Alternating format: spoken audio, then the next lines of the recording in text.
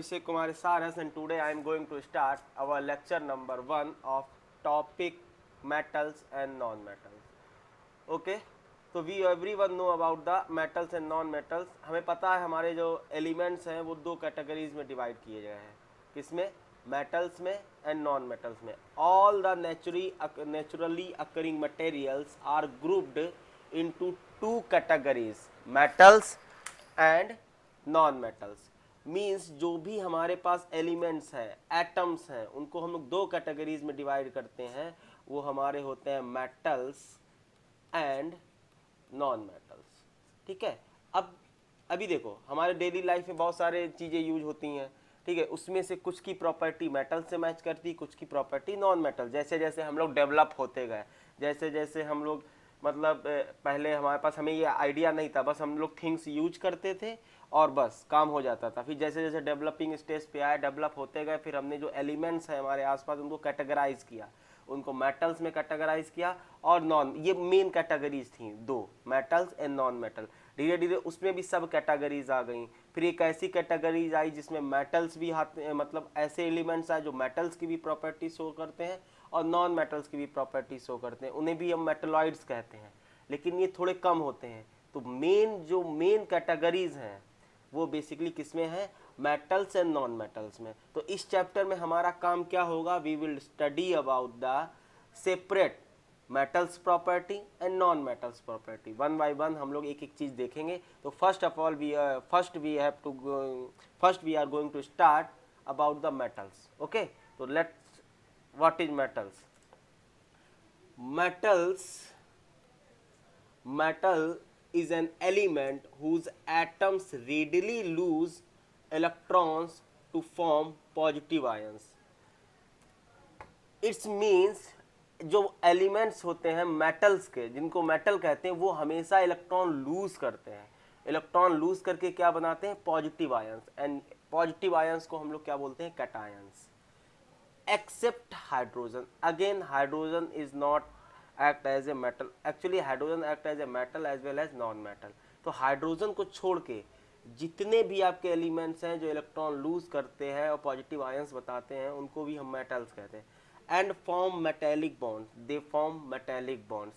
How they form metallic bonds I will discuss later. Okay. With other metal atoms and ionic bonds. With non-metallic atoms means अभी फिर से दो, a metal of an element whose atoms readily lose electrons to form positive ions. पहली property metals की, जो electron lose करके positive ions बनाते हैं, पॉजिटिव आयन बना के वो लोग कैटायन कहलाते हैं, हाइड्रोजन को छोड़ के. And form metallic bonds with other metal atoms and they combine with other metal atoms. मतलब मेटल जब मेटल से कंबाइन करता है तो मेटेलिक बॉन्ड बनाता है. ठीक है. and ionic bond with non-metallic atoms. And when metal atoms combine with other non-metallic atoms, they form ionic bond. Okay. How they form metallic bond, how they will form ionic bonds, I will discuss later. Next लिखा है metals are electropositive elements and they form positive ions by losing donating electrons. Metals को हम लोग electro positive elements भी बोलते हैं क्योंकि वो इलेक्ट्रॉन लूज करके क्या बनाते हैं? पॉजिटिव चार्ज बनाते हैं. अभी आगे बताते हैं. अमंग ऑल नोन 118 एलिमेंट्स, अब तो ज़्यादा हो गए हैं, ठीक है, बट हम लोग among all known 118 elements most of them are metals. तो जितने भी आपके एलिमेंट्स अभी तक नोन हुए हैं उसमें ज़्यादातर क्या है? आपके मेटल्स हैं. ठीक है. ज़्यादातर. अभी आपको इन सब का बहुत अच्छे से आइडिया लगेगा जब आप पीरियोडिक टेबल चैप्टर पढ़ोगे, कितने एलिमेंट्स हैं क्या नहीं है. ओके. अभी देखो इसमें अभी तक जो हमने बताया, बेसिकली ये कहना चाह रहा था कि कोई भी एलिमेंट है, अगर लेट सपोज कोई भी एलिमेंट है, लेट सपोज ये एलिमेंट ए है, अभी क्या करेगा? ये क्या करेगा? इलेक्ट्रॉन लूज करेगा. मान लेट सपोज ए प्लस ने एन इलेक्ट्रॉन लूज किए तो एन प्लस का चार्ज आ जाएगा उस पर. क्या चार्ज आ जाएगा? एक मिनट. उस पर जो अगर एन इलेक्ट्रॉन लूज किए तो एन प्लस का चार्ज आ जाएगा and he is losing an electron. अब इसका मतलब ये बता रहा है कि ये जो आपका ए एन प्लस बना, यही आपका कैटायन है या पॉजिटिव आयन है. क्या है? कैटायन है. और एन इलेक्ट्रॉन उसने लूज किए. तो इसीलिए इनको हम लोग पॉजिटिव आयंस बोलते हैं या इलेक्ट्रो पॉजिटिव एलिमेंट्स बोलते हैं, बिकॉज ये इलेक्ट्रॉन लूज करके एक उस पर पॉजिटिव चार्ज आ जाता है या फिर वो कैटायंस फॉर्म कर लेते हैं, दैट्स वाई। तो ये सारी प्रॉपर्टी किसकी होती हैं, ये सारी प्रॉपर्टी मेटल्स की होती हैं। ओके, नेक्स्ट पॉइंट है major metals in the earth crust. Earth crust मतलब जो अर्थ में पाए जाते हैं, अर्थ की लेयर के अंदर पाए जाते हैं, वो मेजर मेटल्स कौन कौन से हैं? वो हमारा एल्यूमिनियम है, आयरन है, calcium, sodium, potassium and magnesium.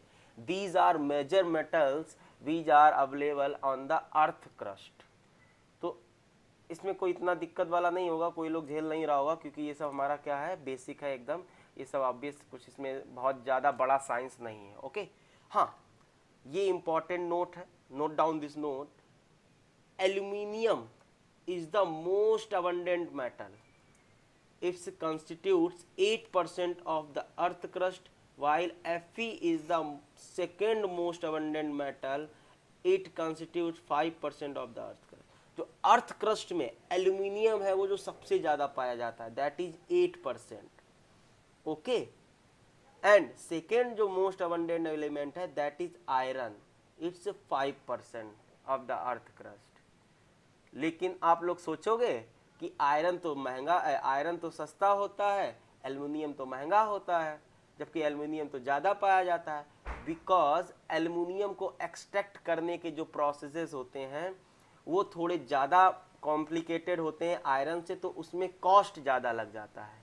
ठीक है, ऐसे थोड़ी होता अर्थ में है एल्युमिनियम, अर्थ हमने गड्ढा खोदा, उसमें से हमने एल्युमिनियम निकाली और बेचने लगे। एल्युमिनियम फॉर्म करके, एल्युमिनियम ऐसे फ्री स्टेट में नहीं मिलता है, ये किसी ना किसी ऑक्साइड के फॉर्म में हो सकता है, किसी और के फॉर्म में हो सकता है, फिर उससे हमको we have to extract that aluminium. Same thing for iron.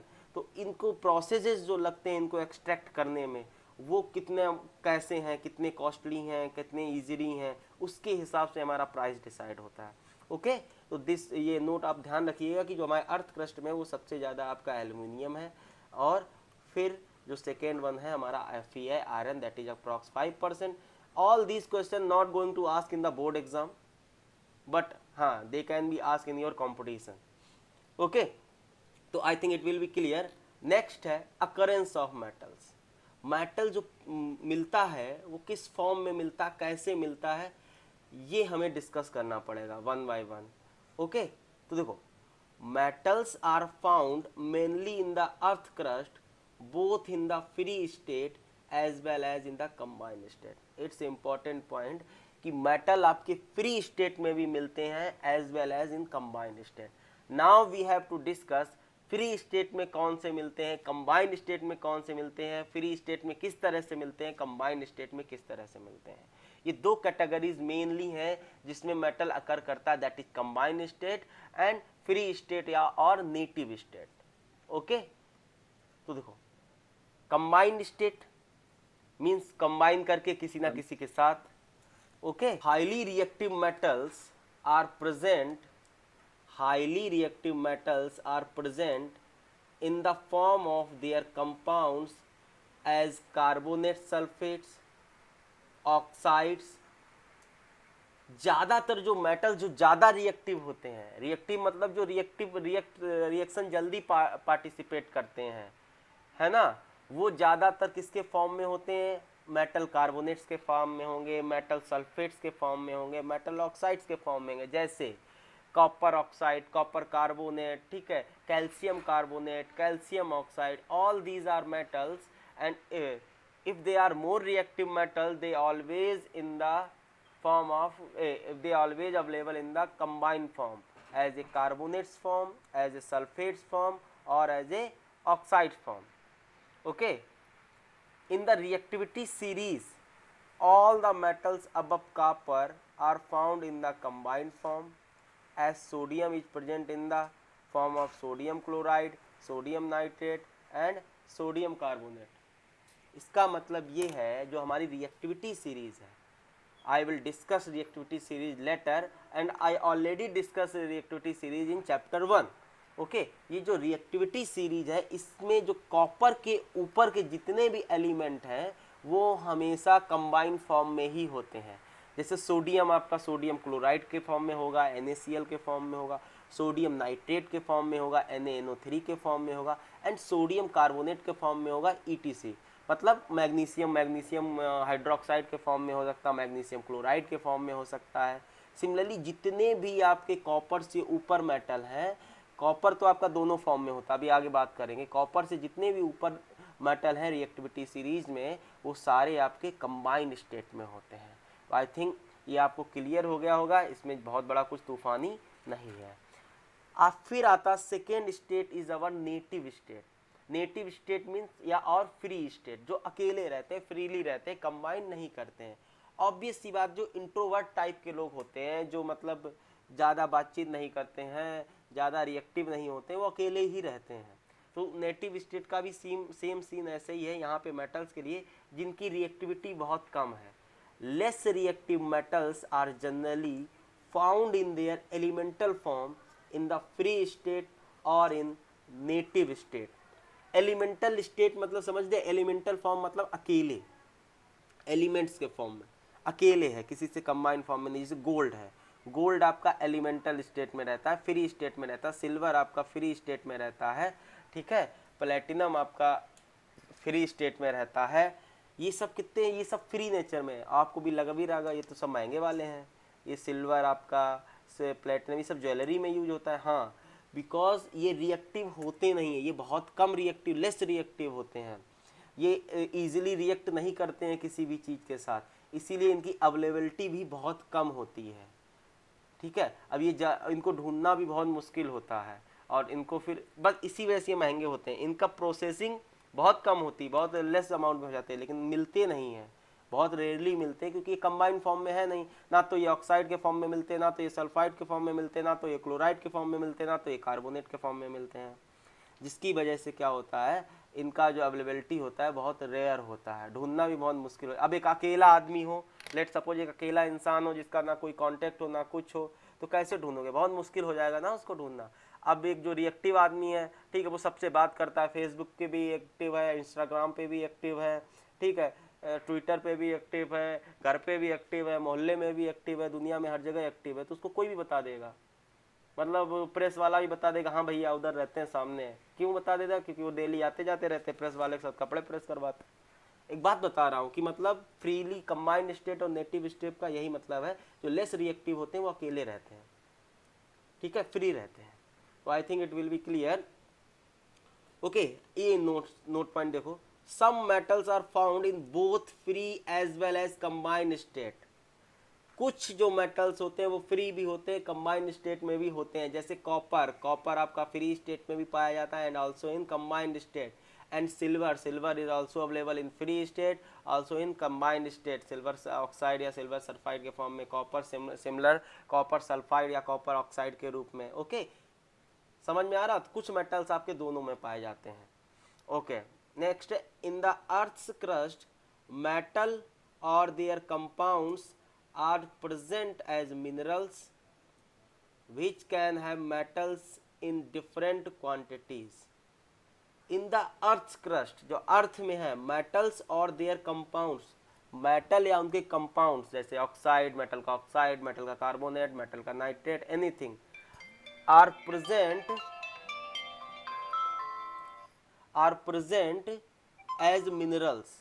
ये मिनरल्स के फॉर्म में होते हैं, अर्थ में जो हमारे होते हैं मिनरल्स के फॉर्म में होते हैं। ये मिनरल्स क्या होते हैं, कैसे होते हैं, what is the mineral, what is the ores, and मैं आगे सब डिस्कस कर रहा हूँ धीरे धीरे और करता रहूँगा, ठीक है। Which can be metals in different quantities, और मिनरल्स हैं उसमें मेटल अलग अलग क्वांटिटी में होंगे। जैसे अलग टाइप का मिनरल आया, उसमें मेटल का क्वांटिटी अलग है, तो ये उसमें भी अलग अलग क्वांटिटी में आपका पर्टिकुलर मेटल्स होंगे। If minerals contain a very high percentage of particular metal and metal can be profitably extracted from it, such minerals are called ores. तो अगर किसी मिनरल में, ठीक है, मेटल की बहुत ज़्यादा हाई परसेंटेज है, जो रिक्वायर्ड मेटल है उसकी बहुत ज़्यादा हाई परसेंटेज है, और उसको निकालना हमारे लिए प्रॉफिटेबल है, ठीक है, तो उन्हीं मिनरल्स को हम लोग क्या कहते हैं, ओर्स कहते हैं। That those minerals are called ores.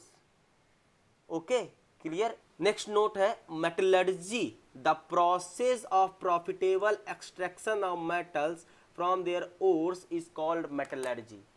Metallurgy is the process by which हम लोग क्या करते हैं, जो ओर होते हैं उससे मेटल को एक्सट्रैक्ट करते हैं। जैसे magnesium oxide, let suppose one of the ore of magnesium, तो मैग्नीशियम ऑक्साइड से मैग्नीशियम को एक्सट्रैक्ट करने का जो प्रोसेस होगा, that process will known as metallurgy. आगे हम लोग ये मेटलर्जी कैसे काम करती है, कैसे प्रोसेस का क्या क्या होते हैं अलग मेटल्स के लिए, वो हम डिस्कस करेंगे। नेक्स्ट इसी में पॉइंट है all ores are minerals but all minerals are not ores. तो ये क्लियर हो गया होगा कि हर ओर आपका मिनरल है बट मतलब लेकिन हर मिनरल आपका ओर नहीं है। उसका रीजन बेसिकली इतना सा ही है कि हर मिनरल से हम लोग जिस मिनरल से हम लोग प्रॉफिटेबली मेटल एक्सट्रैक्ट कर लेते हैं वो ओर कहलाता है, अदरवाइज वो मिनरल आपका ओर नहीं कहलाता है। ठीक है, तो ये चीज़ें आपकी क्लियर हो गई हैं। मेटलर्जी, मिनरल्स, ओर्स के बारे में हम ये आगे हम फिर डिटेल में डिस्कस करेंगे। हमने सिर्फ आपको इतना आइडिया दे दिया ताकि आगे का चैप्टर आप कनेक्ट कर पाओ। Okay, now we are going to discuss physical properties of metals. Metal की कौन कौन सी फिजिकल प्रॉपर्टीज होती हैं। Okay, physical properties of metals, there are some properties which are helpful in recognition of metals.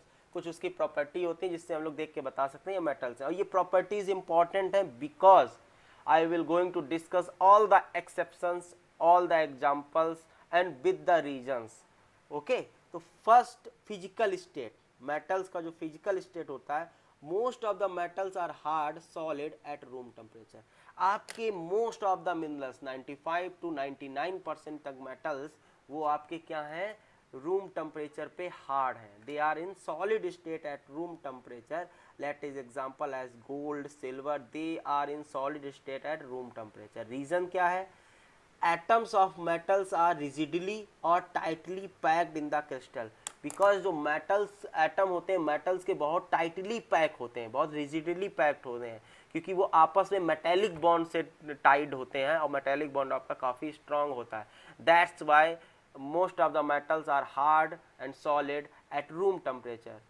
Exception क्या क्या है, मतलब कौन से ऐसे मेटल हैं जो आपके रूम टेम्परेचर पे सॉलिड नहीं होते हैं। इसमें एक्सेप्शंस, आपका पहला एक्सेप्शन है sodium and potassium. These are soft metal, these are soft, they can be cut by even help of knife. चाकू से हम लोग काट सकते हैं, वो इतने सॉफ्ट होते हैं। सारे मेटल्स आपके हार्ड एंड रिजिड होते हैं एक्सेप्ट सोडियम एंड पोटेशियम, ये आपके क्या होते हैं, सॉफ्ट होते हैं। ये आपको ध्यान रखना है। मरकरी, Hg इज इन, ये भी आपका मरकरी भी आपका मेटल है, बट ये रूम टेम्परेचर पे आपका लिक्विड मेटल होता है, लिक्विड स्टेट में होता है। तो मेटल सिर्फ आपका एक है, मरकरी ऐसा है जो रूम टेम्परेचर पे लिक्विड स्टेट में होता है।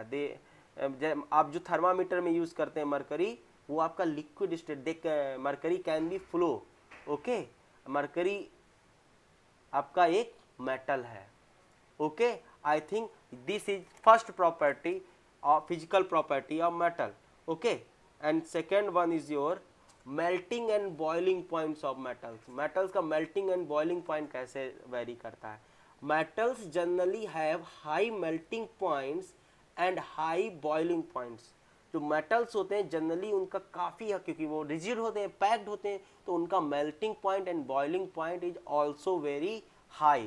Let's example beryllium. Beryllium is a metal and its melting point is 1287 degree Celsius. Its melting point and boiling point is 2472 degree Celsius. Okay, so these are melting and boiling points of metals are very high. Reasons क्या है, due to the rigid packing of atoms, वही बताया था, इनका जो packing बहुत ज़्यादा high होता है तो बॉन्ड ब्रेक करने में भी टाइम लगेगा, अट्रैक्शन कम होने में भी टाइम लगेगा। ठीक है, तो due to the rigid packing of atoms in crystals, atoms are held together by strong forces of attraction. Metallic bond काफ़ी स्ट्रांग होता है और रिजिड पैकिंग होता है, इनमें जो अट्रैक्शन फोर्स होता है वो काफ़ी ज़्यादा स्ट्रांग होता है। समझ में आया कि नहीं। तो इसकी वजह से क्या होता है, ये जिनका जो मेल्टिंग पॉइंट होता है बहुत हाई होता है, क्योंकि इनमें स्ट्रॉन्ग फोर्स ऑफ अट्रैक्शन बहुत ज़्यादा स्ट्रॉन्ग होता है, और मेल्ट करना मतलब उनका फोर्स ऑफ अट्रैक्शन कम करना, ऑब्वियस सी बात है, ठीक है ना। तो समझ में आ गए। अब इसमें एक्सेप्शंस क्या क्या है, ऑब्वियस बात है, जो सॉफ्ट थे नेचर में वही आपके एक्सेप्शन है। Sodium and potassium have low melting and low boiling points, but sodium and potassium जो है उनका मेल्टिंग पॉइंट और बॉइलिंग पॉइंट बहुत लो होता है। ओके, ये नेक्स्ट जो लाइन लिखी वो बहुत ज़्यादा इंपॉर्टेंट है। Caesium and gallium have such low melting points that they even melt on keeping on one's palm। समझ रहे हो। और सीजियम गैलियम तो हद किए हैं, इनका तो मतलब इतने ज़्यादा मेटल के नाम पे कलंक हैं। Reason is that caesium and gallium इतना लो मेल्टिंग पॉइंट रखते हैं कि इनको अगर हथेली पे रखें तब भी ये मेल्ट कर जाएंगे। तो these are exceptions, always question ask from the exceptions, ये इंपॉर्टेंट है, एक्सेप्शन ही आपको ध्यान रखने हैं। ओके, नोट देखिए क्या लिखा है, नोट लिखा है the temperature at which solid melts to become liquid at atmospheric pressure. अच्छा, मेल्टिंग पॉइंट का डेफिनेशन है, ये उनके लिए जो बच्चे अभी भी मतलब उनको melting point and boiling point भी नहीं पता। Melting point at that temperature where solid melts and become liquid at atmospheric pressure, मतलब जो हमारी सराउंडिंग में जो प्रेशर है उस कंडीशन पे, उस टेम्परेचर पे जब आपका सॉलिड लिक्विड में बदलता है, that temperature is known as melting point. And what is boiling point? Boiling point the temperature at which vapour pressure of the liquid becomes equal to the atmospheric pressure surrounding the liquid. Oh my god sir, ये क्या definition है। हमने तो सुना था boiling point वो temperature होता है जिसपे आपका लिक्विड जो है वो वेपर्स में कन्वर्ट होने लगता है, यहाँ पे तो कुछ और ही लिखा है। यहाँ पे लिखा है the temperature at which vapour pressure of the liquid becomes equal to the atmospheric pressure of surrounding of the liquid. Means जो वेपर प्रेशर आपका लिक्विड का है वो सराउंडिंग के वेपर प्रेशर का बराबर हो जाएगा। सर ये वेपर प्रेशर होता क्या है? वेपर प्रेशर बेसिकली बेटा वो होता है जो वेपर, जो लिक्विड की वेपर्स बनती हैं, जो उनके द्वारा जो प्रेशर होता है और जो सराउंडिंग में गैसेज अवेलेबल होती हैं एयर, उनके द्वारा जो प्रेशर होता है वो बराबर हो जाता है, उसको बोलते हैं हम लोग वेपर प्रेशर। तो that temperature at which vapour pressure of liquid equal to the pressure of surrounding, इसको बोलते हैं हम लोग बॉइलिंग पॉइंट। हाँ, अब जनरल टर्म में यार, और केस वही है बेसिकली। बॉइलिंग में होता क्या है, बॉइलिंग में हम लोग जब किसी लिक्विड को बॉयल करते हैं तो वेपराइज होना स्टार्ट करता है, ठीक है। तो एट वो पर्टिकुलर टेम्परेचर पे जाके वेपराइज होना स्टार्ट कर देता है। उस कंडीशन पे जो वेपर प्रेशर उस लिक्विड का होता है वो एटमॉस्फेरिक प्रेशर के बराबर हो जाता है, इसीलिए उस टेम्परेचर को हम लोग बॉइलिंग पॉइंट भी बोलते हैं। जनरल वाला अभी आप, अगर ये आपको समझ में नहीं आया कोई बात नहीं, ठीक है, लेकिन हाँ अगर ऐसा डेफिनेशन कहीं लिखा है बॉइलिंग पॉइंट का तो वो आपका सही है। ये सिर्फ ये आपका अगेन ये पॉइंट आपका कंपटीशन में हेल्प करेगा।